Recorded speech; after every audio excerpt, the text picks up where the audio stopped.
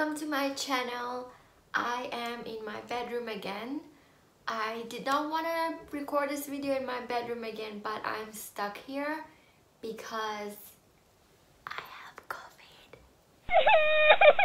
So 2 weeks ago my husband tested positive, and after a week I was positive, and now I'm stuck in this room. I can't even go out and play with my cats. I can't do anything. So I am just next to this window and like staring outside. There's not much to do when all... Yeah, it sucks. But I was thinking, like, since I'm stuck here, I might as well do some YouTube videos. I don't feel like sick or anything. I don't have many symptoms thanks to the vaccination. I did lose my sense of smell and taste, but it's coming back after a week or so.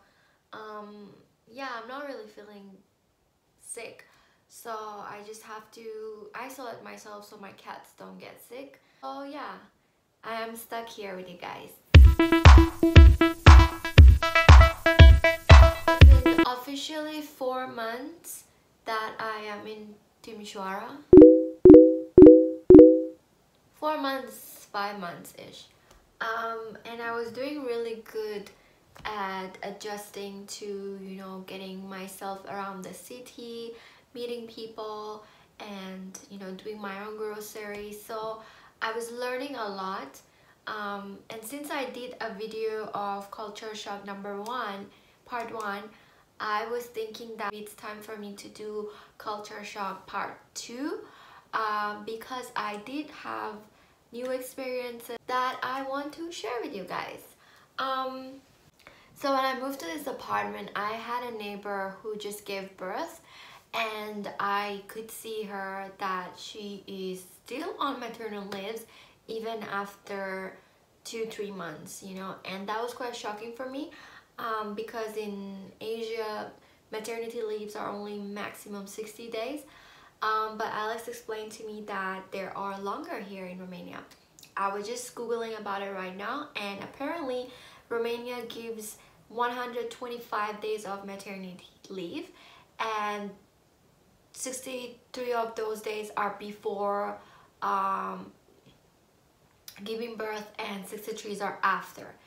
So that is amazing, because I believe that it's really important for the child, for the security and attachment of the child for those first few months, to be always with the mother. And I believe that this is really beneficial for the child and for the mother. So let's get pregnant. Alex! The second shocking thing that I want to talk to you guys about in this video is actually something that is really funny. Alex told me about this beforehand, before I came to Romania, and he had it fixed for me in our apartment, but it was really shocking for me when I started going out. And what I'm talking about is about the water bidet in the washroom.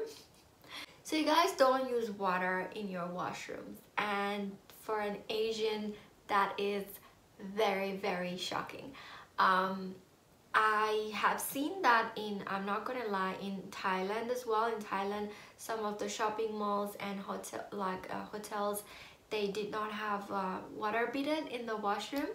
But in Malaysia or any other country, I've seen that water is really important. We wash ourselves with water every time. So Alex actually had one installed for me in our apartment. So I have it convenient at home, but if we go out and if I have to go to the washroom, I don't.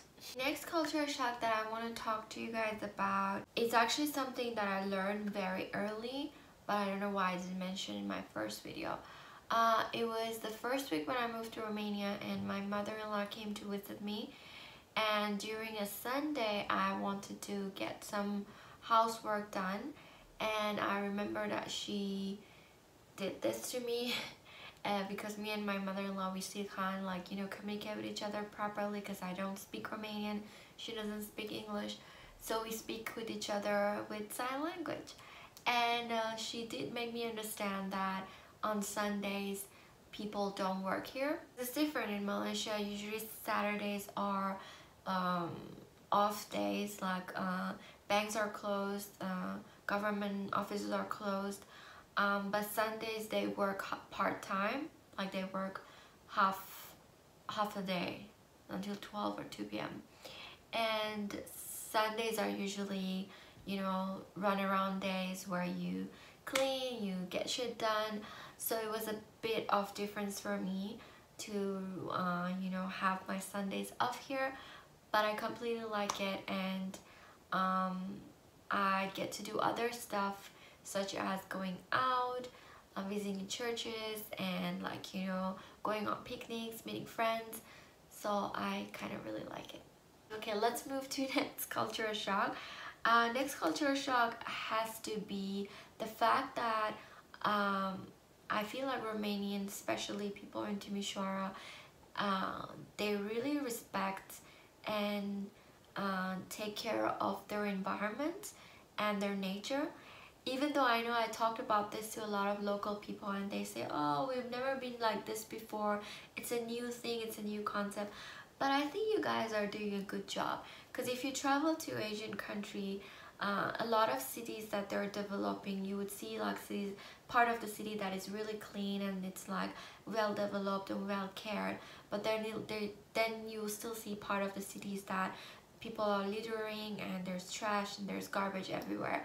I'm not saying that there is no trash or garbage in Timisoara, but I'm saying that at least people have this mindset that they need to take care of their environment. I see like different garbage bins in front of every block for plastic, paper, and you know, other stuff.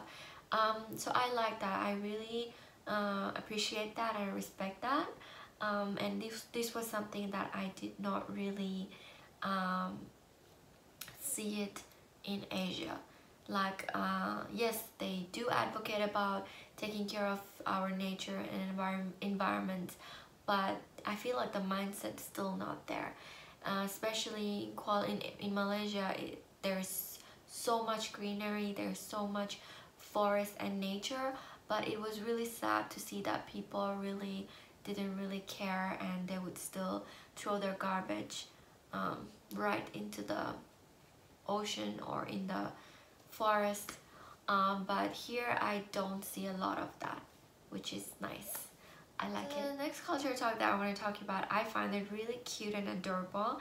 It's about these small benches in front of each apartment. I don't know if it's the same way in every city, but in Timisoara I've seen it everywhere. In front of every house or in every apartment there are benches for neighbors to just like sit down and socialize with each other, and I really like it. I don't know if you watched my previous video, but I mentioned about how in Malaysia you don't really see your neighbor and you don't really get connected with your neighbor, but here I also learned that like the area that I live, it's a very collectivistic environment where it's very family oriented and everybody says hi to each other, everybody smiles, everybody's like you know, they know each other for a very long time because they've been in this you know, area for maybe generations. So it's a very new concept for me. In Malaysia we are very individualistic people, especially me. I was a single child when I moved to Malaysia. I had lost my mom and I was just living alone all by myself, so it was a very self-reliant lifestyle where I just met few friends and that's it. There was no community, there was no group of like, you know, people that I would feel belong to. But Romanians in Kuala Lumpur, because there are like few of them, they do hang out and they do have this community that is very close, and people hang out in their embassies often. They know each other, they help each other. So I kind of picked it up from there that when I moved to Romania, it's going to be like that here.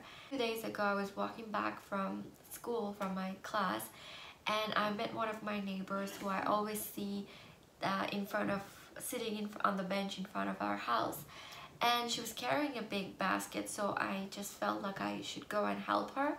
So I went there and I just like initiated help without even making any conversation, and I felt like maybe she thinks I'm gonna steal her basket or something, but she didn't. She just started talking to me, and I just said no vorbesc Romana, like I don't speak Romanian, and she didn't care. She just continued on speaking with me because she knew that I am her neighbor.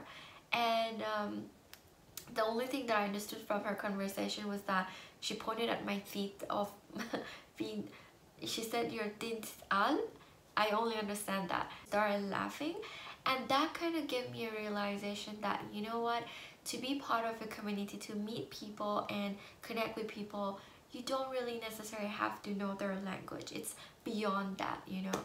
And it taught me to, like, you know, come out of my comfort zone, the comfort zone that I had built for myself in Malaysia, and to, you know, take initiative and connect with people, even if I don't really know their culture, even if I don't know their language. Salam. Hola, ¿cómo estás?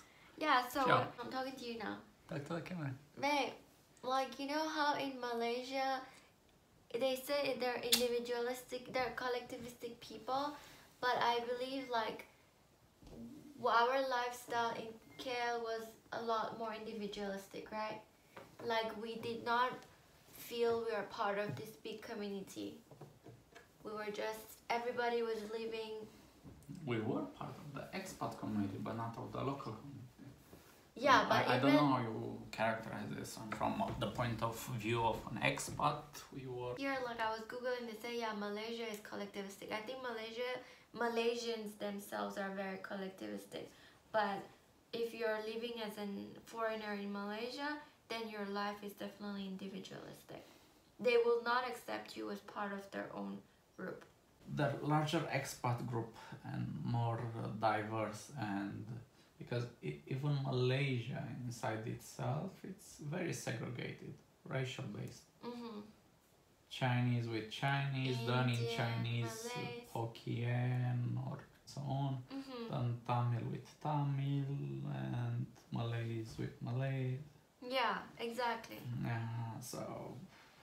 So there are collectivistic in a way that each community, it's only small parts of people, small, whereas in Romania, in Timisoara, I feel like once you're in Timisoara, you're part of this big community.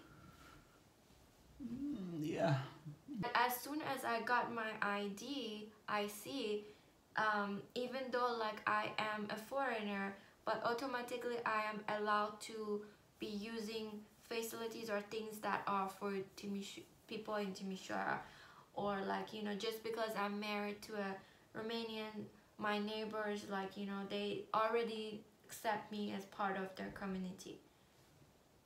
Whereas in Malaysia, 10 years, after 10 years, still I would be considered, oh, you are Iranian, you come to my country. How many times we have heard that? Yeah, okay, I understand. So maybe it's because Malaysia is still playing the racial card here, and they want to make sure that the Malays, they maintain their majority in the country, so they have the political power also. Malaysia I love talking about geopolitics and things. She like this, she hates. I love it. No, because it's off topic. So thank you guys for watching. I hope this was insightful and informative, and these were again based on my experiences and my husband's knowledge and our experiences based on living in two countries. We are not by any means generalizing or making any judgments. Feel free to share your opinions and let me know what you guys think about our point of view. And what else? Stay safe. This is isolation for us. Numbers are going up, guys. Take care of yourself and Wash your hands with soap. Yeah. Take care. Bye.